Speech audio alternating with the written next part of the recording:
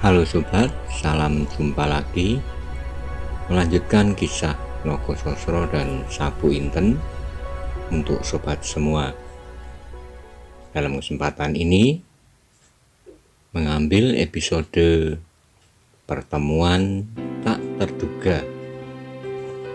Selamat menikmati. Salam budaya. Akibatnya dahsyat pula. Orang itu terlempar jauh ke belakang dan bulat-bulat terbanting di tanah tanpa dapat berbuat sesuatu. Matanya menjadi gelap dan napasnya tersekat di kerongkongan. Sebentar kemudian ia tak dapat merasakan sesuatu. Pingsan. Maiso Jenar sendiri yang menghantamkan ilmunya Sosro Birowo merasakan bahwa tangannya seolah-olah tertahan oleh selapis baja yang tebalnya lebih dari sedepa.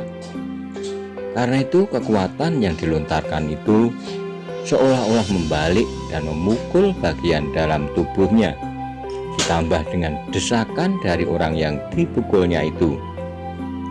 Karena itu Maiso Jenar juga terlempar, tidak hanya seperti sebuah balok yang melayang, tetapi seperti kayu yang oleh kekuatan raksasa dihantamkan ke punggung padas yang ada di belakangnya.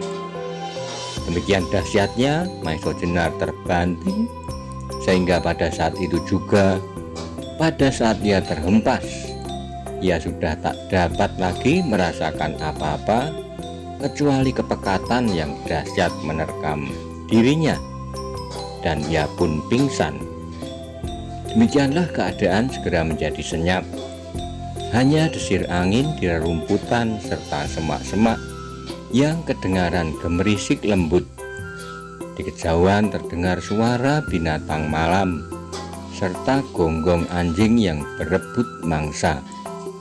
Di mulut gua Simarudra itu menggeletak sebelah menyebelah dua sosok tubuh yang sama sekali tak sadarkan diri.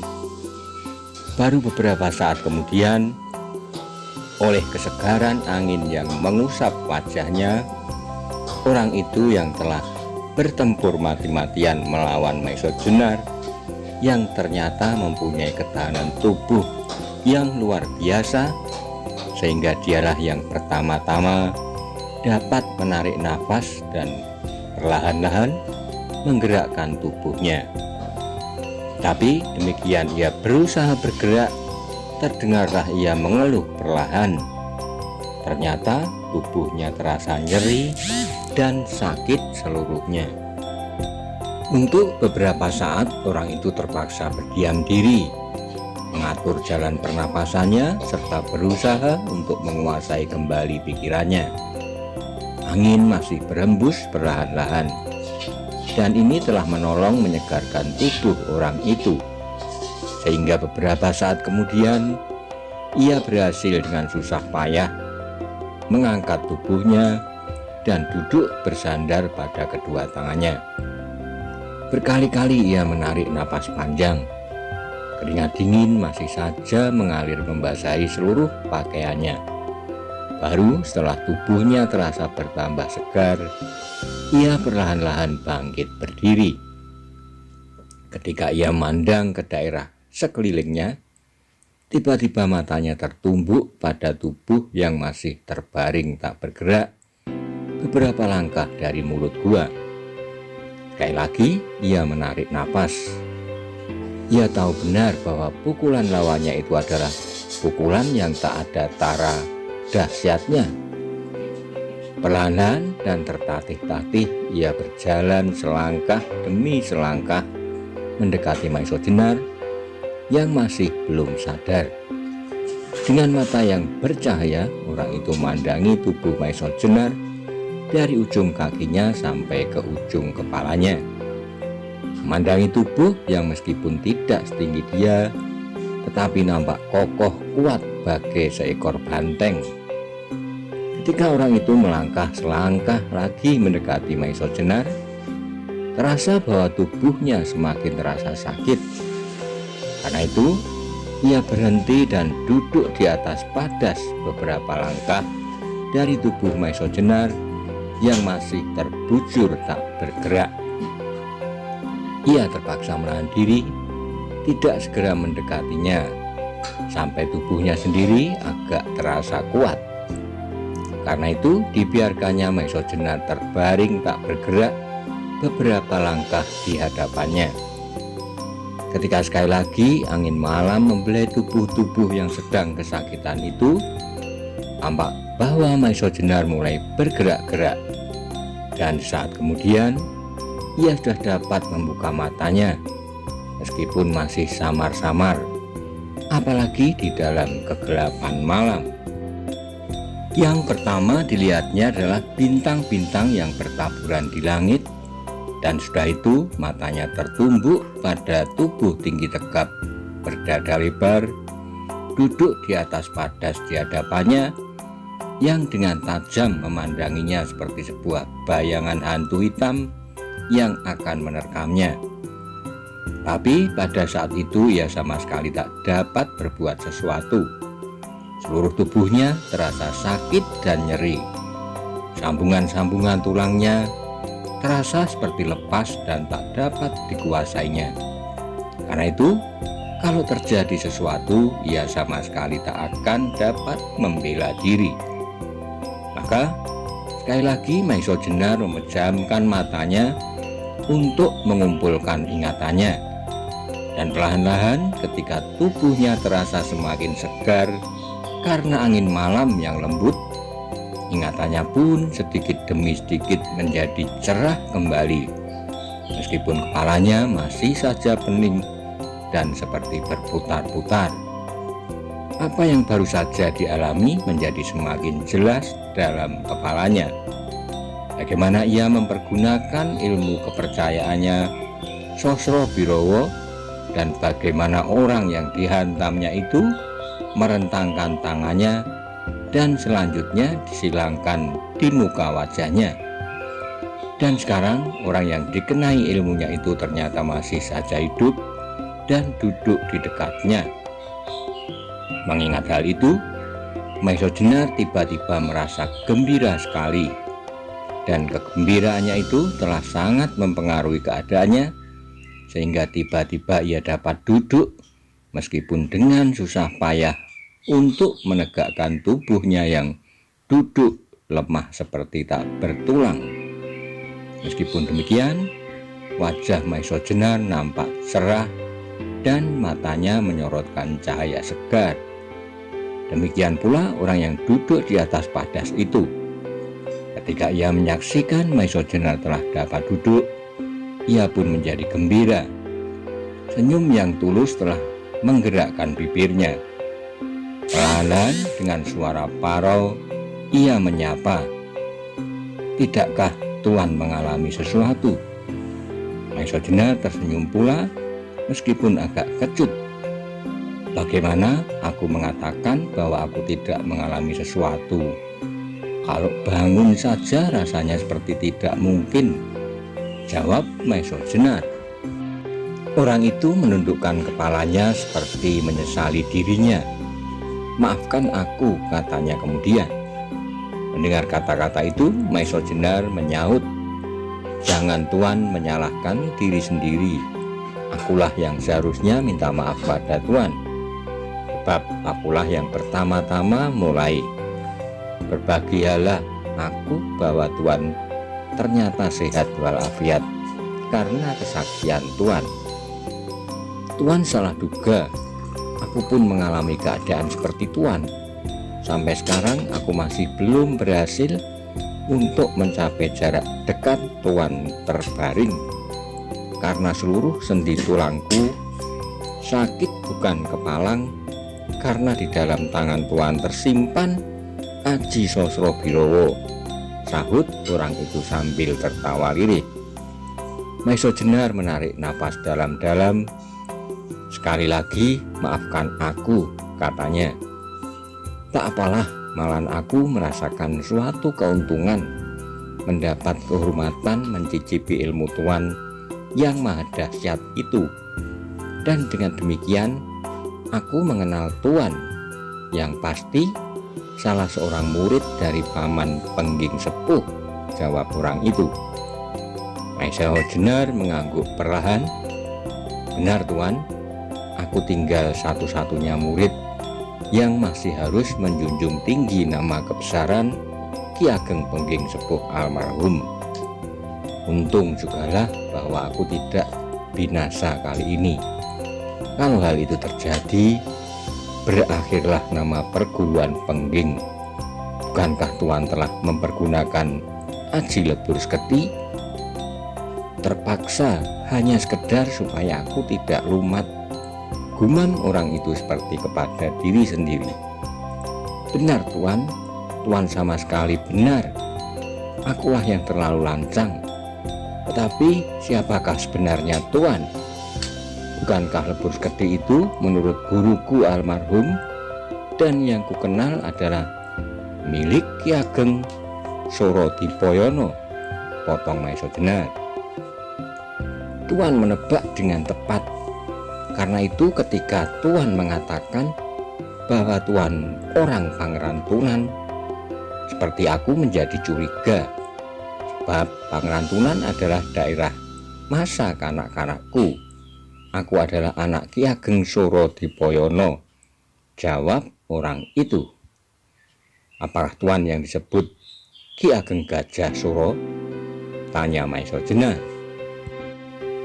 Benar Tuan, akulah yang bernama Gajah Suro, jawab orang itu. Mendengar jawaban itu, Maiso Jenar jadi merenung. Untunglah bahwa tak terjadi sesuatu dalam pertempuran tadi. Kalau saja ada salah langkah, maka akibatnya akan mengerikan. Salah satu di antaranya pasti binasa. Bab ajian seperti Sosrobirowo dan Lebur Seketi mempunyai daya yang dahsyatnya luar biasa. Tidak hanya sebagai ajian yang tidak saja dipergunakan menyerang, tetapi juga bertahan. Sejenak kemudian terdengarlah Ki Ageng Gajah Suro bertanya kepadanya. Tetapi sampai sekarang Tuan belum menyebut nama Tuan. Maiso Jenar seperti tersadar dari renungannya, maka jawabnya, namaku adalah Maiso Jenar. Maiso Jenar, ulang Gajah Suro. Aku belum pernah mendengar nama ini dari ayahku yang sering menyebut-nyebut nama sahabat-sahabatnya serta murid-muridnya. Bukankah seorang murid Ki Ageng Pengging itu terbunuh? Ya, jawab Maiso Jenar. Bahkan tidak saja ia muridnya, tapi juga putranya. Gajah Suro mengangguk-anggukkan kepalanya. Ki Kebo Kenongo, bukankah begitu? Katanya. Ya, jawab Maiso Jenar pendek. Kakaknya Ki Kebo Kanigoro kabarnya lenyap, tak meninggalkan bekas, sambung Gajah Suro. Dan Tuan, adakah Tuan mempunyai sebutan yang lain? Semua yang Tuan katakan adalah benar. Akulah yang sedikit sekali mengenal sahabat-sahabat guruku. Mungkin ini disebabkan guru sudah lama melenyapkan diri dan akhirnya diketahui bahwa beliau telah wafat, sehingga tidak banyak yang dapat diceritakan kepadaku. Apapun mengenai aku sendiri, benarlah kata Tuan, sebab sejak aku menjadi prajurit, aku selalu dipanggil dengan nama Toh Joyo. Toh Joyo? Ya, Toh Joyo, ulang Gajah Suro. Kalau nama ini memang pernah aku dengar, tidak saja dari ayahku, tetapi hampir setiap orang menyebutnya sebagai pengawal raja. Tetapi kenapa Tuan sampai di sini? Akhirnya dengan singkat Maiso Jenar bercerita tentang segala-galanya yang pernah dialami, juga tentang pertemuannya dengan Ki Ageng Surodipoyono di Pangeran Tunan dan pertemuannya dengan Ki Ageng Lembu Suro. Memang anak itu agak bengal, sahut Gajah Suro kemudian. biarlah lain kali aku mengurusnya.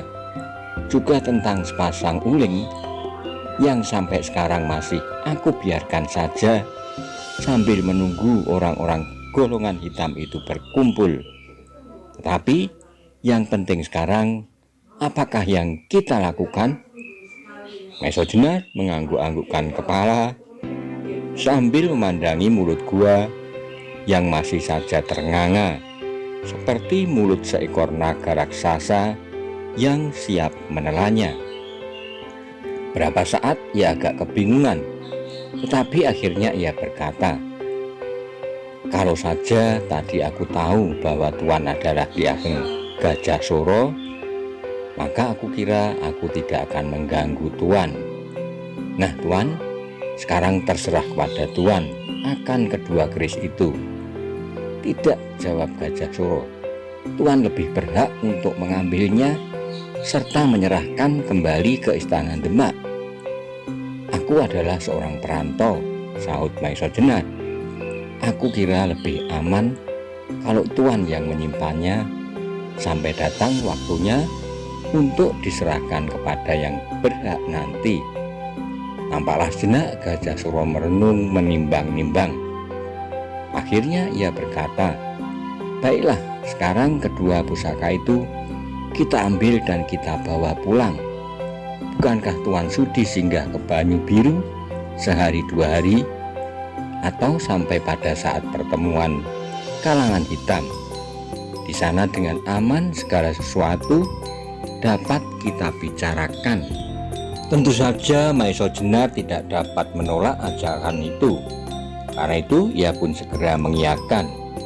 Maka setelah mereka merasa bahwa tubuhnya mereka telah dapat dibawa berjalan, masuklah mereka dengan sangat hati-hati ke dalam gua itu dan langsung menuju ke ruang di mana kedua pusaka Kiai Nogososro dan Kiai Sapu Inten disimpan. Setelah menyembah berapa kali, maka diambillah kedua pusaka itu dan dibawa keluar seorang satu dengan tujuan untuk membawanya ke Banyu Biru, ke rumah Ki Ageng Gajah Suro, yang untuk selanjutnya akan dibicarakan penyerahannya kepada yang berhak di Istana Demak. Tapi belum lagi mereka sempat meninggalkan daerah Bukit Tidar, tiba-tiba mereka mendengar derap langkah kuda yang cukup banyak mendaki Gunung Tidar dari arah utara. Datangan mereka ini sudah pasti sangat mengejutkan Maisa Jenar maupun Ki Ageng Gajah Suro. "Siapakah mereka?" tanya Maisa Jenar. "Entahlah," jawab Ki Ageng Gajah Suro sambil menggelengkan kepalanya. Derap kuda itu semakin lama semakin dekat dan nampaknya mereka langsung menuju ke arah gua. "Mereka menuju kemari," desis Gajah Suro. "Ya, mereka menuju kemari," ulang Maisa Jenar. "Lalu bagaimanakah sebaiknya kita?" Gajah Suro ingin mendapat pertimbangan. Dalam kondisi tubuh mereka yang hampir remuk itu, sudah pasti bahwa mereka tak akan dapat berbuat apa-apa seandainya yang datang itu akan membahayakan. Karena itu, yang sebaik-baiknya bagi mereka adalah menghindari orang-orang berkuda itu. Dengan keadaan kita seperti ini, sebaiknya lah kalau kita menghindari mereka, kata Maisa Jenar. "Baiklah, mari kita bersembunyi," jawab Gajah Suro. Sementara itu, kuda-kuda itu semakin dekat. Segera Gajah Suro dan Maisa Jenar mencari tempat untuk berlindung di bawah semak yang rimbun. Belum lagi mereka selesai menempatkan diri, muncullah dari balik-balik padas beberapa orang berkuda. Meskipun gelap malam masih menyeluruh, tetapi remang-remang mereka dapat juga menyaksikan tubuh-tubuh orang-orang berkuda itu. Tepat di muka gua, mereka menghentikan kuda mereka dan langsung dengan suara lantang terdengar salah seorang dari mereka berteriak, "Hei Simorudro, sudah gilakah engkau? kau biarkan semua penjaga-penjagamu tidur." Suara itu terlontar memukul dinding-dinding padas dan dipantulkan kembali berturut-turut beberapa kali. Namun tak ada jawaban yang terdengar. Berkali-kali orang itu berteriak-teriak memanggil, tetapi juga tak pernah ada jawaban. Akhirnya mereka berhenti berteriak-teriak.